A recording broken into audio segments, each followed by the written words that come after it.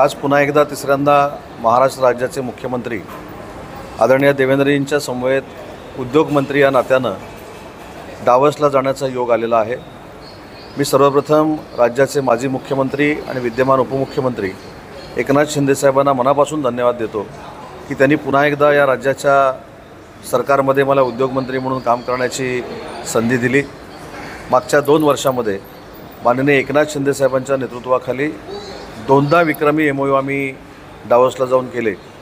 मला असं वाटतं की तीच परंपरा माननीय देवेंद्रजींच्या नेतृत्वाखाली आम्ही डावसमध्ये अबाधित ठेवू आणि यावेळी देखील लाखो रुपयाचे MOU आम्ही नक्की महाराष्ट्रातल्या युवकांना आणि युवतींना रोजगार देण्यासाठी आम्ही करू आणि फार मोठी गुंतवणूक, फार मोठी परकीय गुंतवणूक आम्ही महाराष्ट्रामध्ये आणण्यामध्ये यशस्वी होऊ। महाराष्ट्राच्या जनतेनं जे भरभरून प्रेम आम्हाला निवडणुकीमध्ये दिलं आहे त्याच्यातून उतराई होण्यासाठी उद्योग जगतामधली सगळ्यात मोठी गुंतवणूक आम्ही डावसमधनं आणू एवढीच खात्री उद्योगमंत्री या नात्यानं मी महाराष्ट्रातल्या जनतेला देतो।